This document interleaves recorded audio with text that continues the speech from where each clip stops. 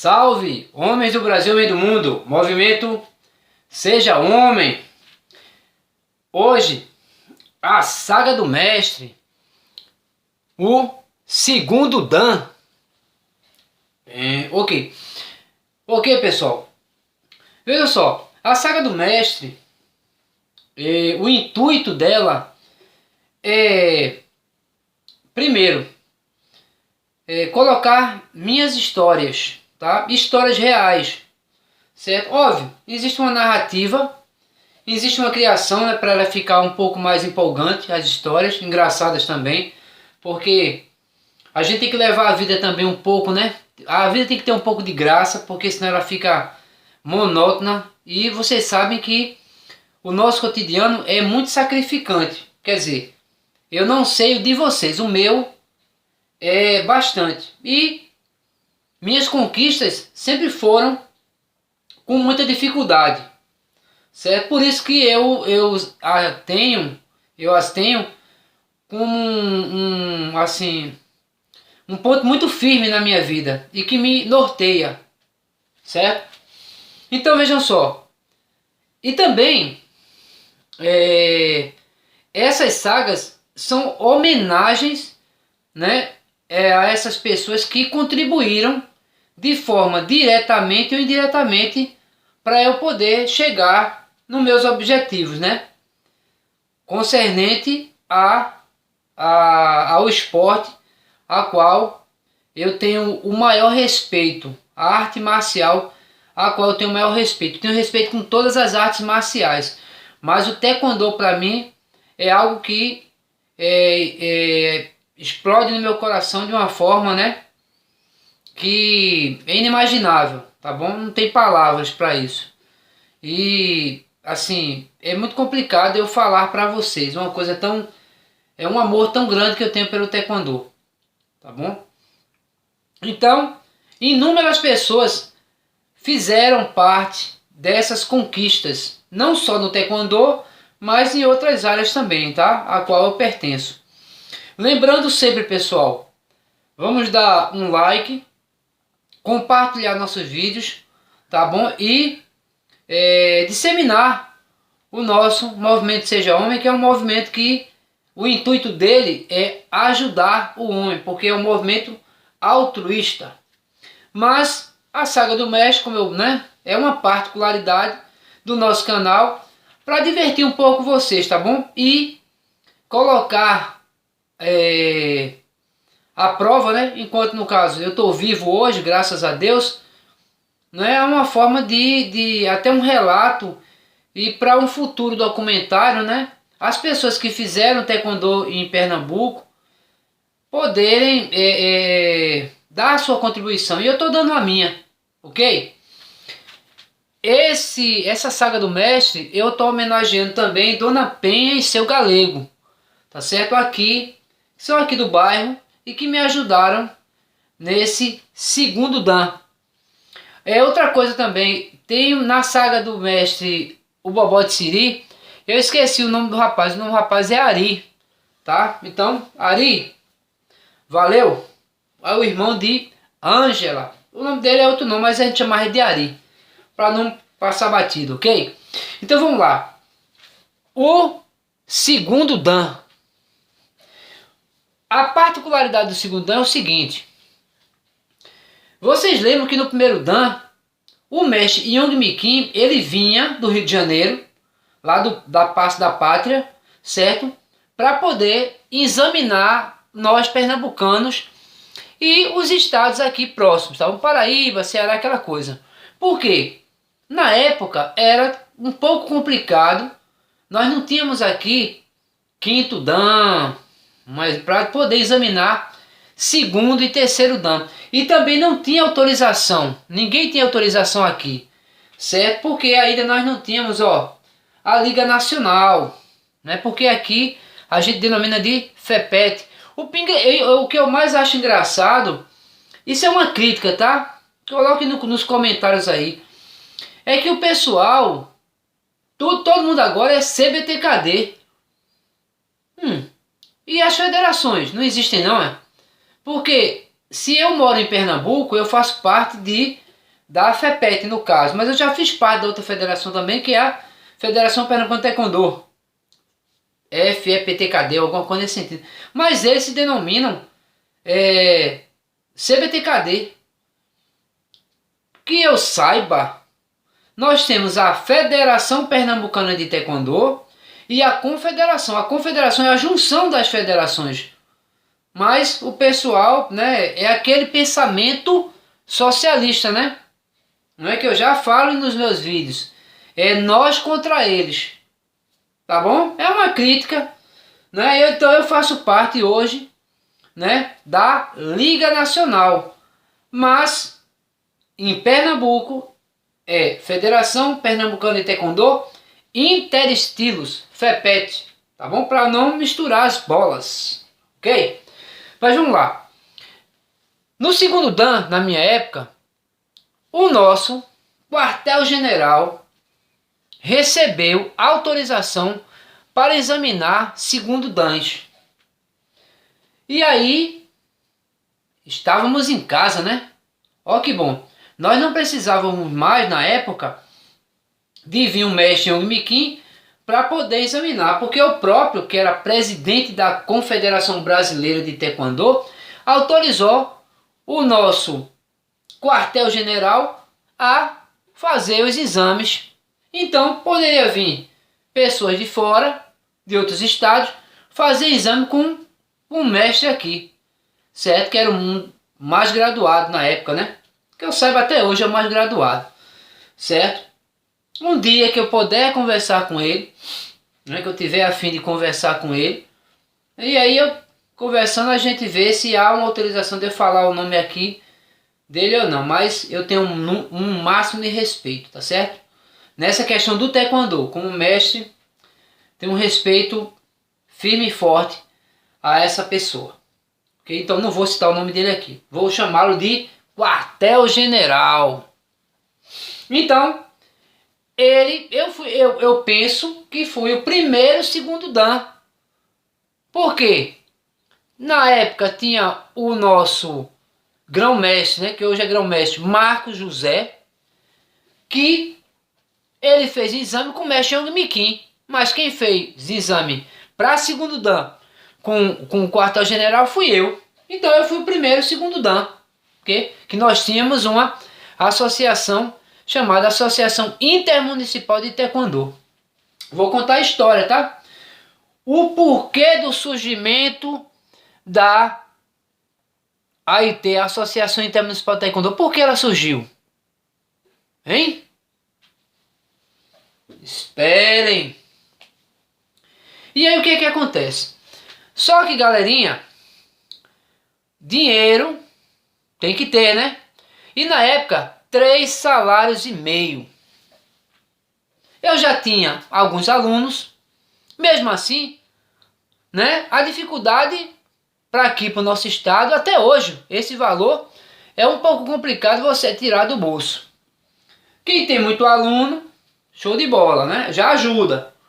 Quem tem seu emprego e quem tem aluno, melhor ainda. Mas, no meu caso, eu só coloquei algo na minha vida. Vou viver de Taekwondo. E as pessoas na época diziam que a gente sobrevivia. Pense, viu? Taekwondo já foi outra coisa. Só que aonde entra Dona Penha e seu galego? Simples. Dona Penha e seu galego sempre trabalharam com projetos. E na época, eles eram pessoas muito atuantes aqui. E tinham uma associação. Eles eram presidentes ou faziam parte da associação de moradores daqui do nosso bairro. Só que na época eles resolveram fazer outra associação da Beira Rio, certo?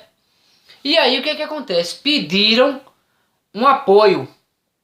E na época essa galera recebeu um projeto muito grande que ensinava as pessoas a fazer a base, pedreiro, essas profissões, né, que são muito importantes para o dia a dia. Colocar gesso. Tinha muita coisa. Eles receberam um projeto para construir essa associação de moradores, que no caso ficariam duas, né? Que já tinha uma, fariam a outra. E aí, Dona Penha, seu Galego, me convidaram, disse assim: mestre, eu não era mestre não, né? Mas, professor, vem cá, o senhor quer trabalhar de fiscal? Aí eu disse: quero. Aí, como assim? Ele disse: olha, o senhor ficará como fiscal para anotar todo o material que será usado na construção da nossa futura sede da Associação da Beira Rio. Eu digo: beleza, ótimo. Aí convocaram todas as pessoas, fizeram todo um relatório, aquela relação toda, e começou o projeto, certo? Tem até um deputado que faleceu, ele foi o presidente da Câmara durante muito tempo, da ALEP, né? Da ALEP, que é a Assembleia Legislativa de Pernambuco. Ele faleceu um tempo atrás. E aí o que acontece? Eu fui lá ser o fiscal. Só que ela disse assim: olha, se você quiser ganhar um pouquinho mais, você vai trabalhar aqui com o pessoal também, cavando, fazendo as duas funções. Eu digo: oxe, eu nunca corri de trabalho, e para ganhar, ó, um dinheirinho. Aí eu disse a ela: então faz o seguinte, a senhora me dá no final da semana um X, que era o meu, certo? E deixava o meu guardado para o meu exame de segundo Dan. Ela fez, Dona Penha fez, tá certo. Aí seu Galego falou: vamos lá, mãos à obra. Começamos essa associação, que era a segunda associação da Beira Rio. E aí a coisa foi, aí eu aprendi a colocar gesso, mais ou menos. Aprendi a assentar tijolo. Tinha um cara lá que botava 100 tijolos, bicho era ligeirinho, o nome do cara era Ligeirinho. Botava tijolo, que era uma maravilha. Então teve tudo isso nessa, como é que se diz? Nessa associação, esse projeto. Aliás, o nome do presidente era Guilherme Uchoa. E essa grana veio de um projeto de Guilherme Uchoa, que ele tinha contato, nós trabalhamos na candidatura dele. Então, para Dona Penha, nem sabia, eu ia lá, trabalhava, né, na época. Dona Penha e seu Galego, uma homenagem para eles, essa saga do mestre. E aí o que acontece? O nosso comandante geral, ele dizia assim: segunda, quarta e sexta, treinamento. Então, a galera tinha que treinar. Pessoal, que principalmente ia fazer exame de faixa com ele. E eu, na segunda e quarta, eu ia treinar lá no nosso casar, né? Só que, além de treinar, eu ainda dava um suporte para pessoas que iam fazer exame também, para primeiro Dan, alguma coisa, porque a gente era afiado, galerinha. A IT, a maioria ali, 99%, era tudo afiado. Mestre Vladimir, que Deus o tenha, cobrava muito. O comandante cobrava muito. E nós nos cobrávamos também, para sermos os melhores. Era assim, tá? Era união. Todos contra todos, certo? Se é que vocês me entendem o que eu quero dizer. Então a gente treinava muito. Isso é bom, do bom, luta. Era para disseminar o taekwondo e desenvolver o taekwondo. Tanto é que em 97 teve o curso de nivelamento técnico aqui em Pernambuco, né? Então a gente fazia muito. O pessoal da IT era muito unido, era muito, brigou com todo mundo, era assim. E a gente tinha uma responsabilidade muito grande com o nosso taekwondo, certo? E com todos nós, porque era todo mundo unido. Então o que acontece? Só que teve um dia que eu não fui. Eu estava muito cansado, porque eu estava trabalhando de cavar buraco, estava fazendo 1000 coisas, e eu estava muito cansado. Minha saúde estava zero. Trabalhando, casado, dava aula, quer dizer, eu estava em 1000. Então eu estava muito cansado, nesse dia eu não fui. Só que nesse dia, o quartel-general pediu algo diferente, pediu saltos diferentes, com mais pessoas. E naquela época, quando o mestre Yang Miquim veio para cá, os exames ele colocava 2 pessoas no máximo para saltar. E todo mundo sabe aqui, quem conhece a história do Taekwondo, quem estuda, sabe muito bem que os nossos coreanos são conhecidos como os homens voadores. E aí, ele colocou mais pessoas, não colocou 2 pessoas, colocou mais. E eu não sabia de nada. Fui na outra vez, no outro exame, fui no outro treinamento, na sexta-feira, normal, legal. Dia do exame. Faixa preta, segundo Dan. Quartel-general autorizado a fazer esse exame. Então nós não precisávamos mais de Yang Miquim vir para cá fazer o exame. Nós tínhamos já uma pessoa qualificada para tal. Então, eu lembro muito bem que tinha um cara do Ceará, que é aquele mestre que gostava de arrancar a cabeça, que lutava com soneca. O nome dele agora eu tô me esquecendo, ele foi até pra Coreia. E o cara, pense, viu? Tinha Dedé, do mestre Fernando, grão-mestre Fernando, que também fez comigo. Meu amigo, pediu foi tudo. Se é bom do bom, e quase arrancaram minha cabeça. Tanto é que o Dedé disse assim, pô, o cara, a gente tá fazendo exame, o cara quer fazer isso. Então foi pra cima do cara também. Dedé, mestre Fernando, gente finíssima. Um abraço, Dedé. E aí, exausto, chega a hora do bendito salto. Só que eu nunca tinha pulado 2, tudo bem, né? 1 é bom, 2 é bom, 3 é demais, né? E 6. 6 pessoas, Como é a primeira vez, eu não tinha nem noção. Eu digo, quando eu olhei assim, eu digo, vou pular isso aí tudinho, E eu tava morto, né? Tava morto, tava muito cansado. Tava, assim, eu tava só o pó, mas não foi por causa do exame. Foi por causa de tudo antes. Porque teve um desgaste muito grande. Eu não tô dando desculpa aqui não, mas é porque eu tô falando a verdade. O meu posicionamento na época. E assim, naquele momento ali, eu nunca tinha visto tanta gente para pular. Eu nunca tinha. Aí chegaram para mim e disseram, mas o quartel-general pediu no treinamento de quarta-feira, foi porque tu não viesse. Ui. Então isso tá até filmado, viu, gente? Tá até filmado. Aí o que acontece? Eu olhei, disse, meu Deus, se eu pular, eu vou terminar a machucar alguém. Quem tava na época, eu repeti isso. Se eu pular, eu vou machucar alguém. Aí tentei a primeira vez. Abortei o salto.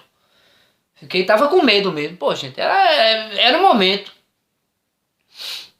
De homem voador tá meio complicado, né? Voava, mas não voava tanto, né? Então, fui para a segunda tentativa, né? Tomei. Vou pular. Só que quando eu pulei, eu vi que eu não ia conseguir. Então eu pulei em cima da turma. Galera, imaginem você pular em cima da turma e cair feito um peixe. Pau! Na galera, o pessoal ria, rio. Eu fui motivo de piada naquele momento. De piada não, porque depois a gente, né, brincou, mas sabe que a coisa não é bem assim. É complicado. E mais quem não tá sabendo, né, do que a gente vem passando lá atrás, vai cair na chacota, né? Eu fui servir de chacota. Todo mundo rindo. Aí né? Eu não sou de baixar a cabeça mesmo.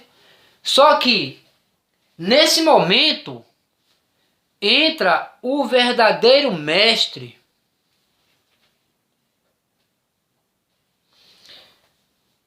Mestre Vladimir, mestre Vavá. Segundo, primeiro atleta bicampeão brasileiro, primeiro pernambucano bicampeão brasileiro de taekwondo. E o mestre Vladimir é o ícone ainda. Era o ícone, é o ícone ainda, certo? Principalmente essa turminha mais nova, que não sabe quem foi mestre Vladimir, não treinou com ele, né? Nós que treinamos com ele, sabemos a energia que ele era.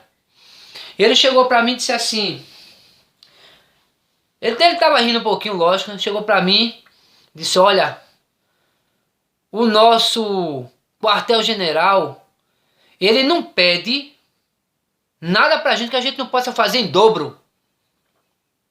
Vá lá e pule.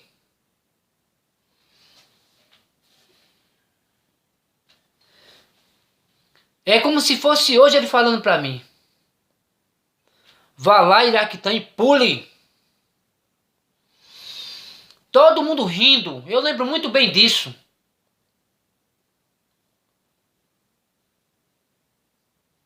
E aí, eu recuei. Tem na filmagem isso.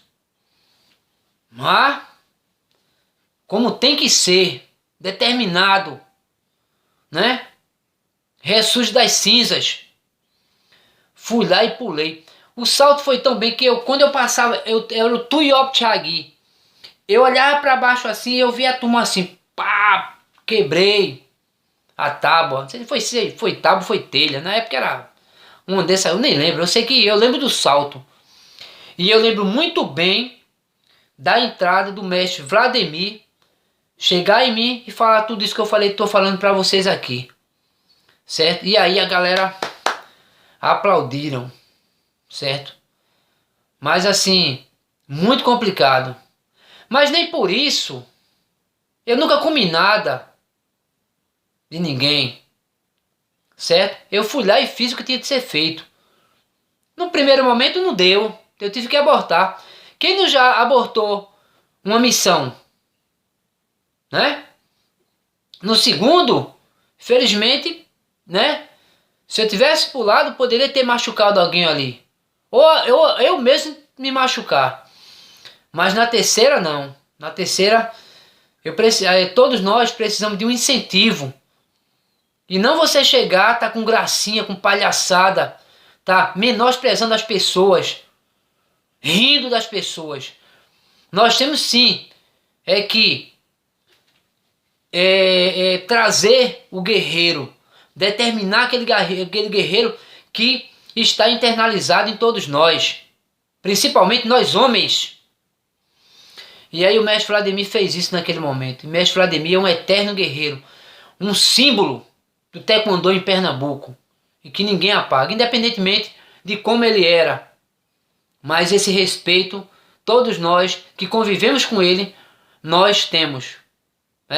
Alguns tinham algumas desavenças com ele, pela forma como ele agia, intelectivamente, mas como taekwondista, como guerreiro, ele era um coreano em cor pernambucano, assim dizer, né, gente? Figura de linguagem.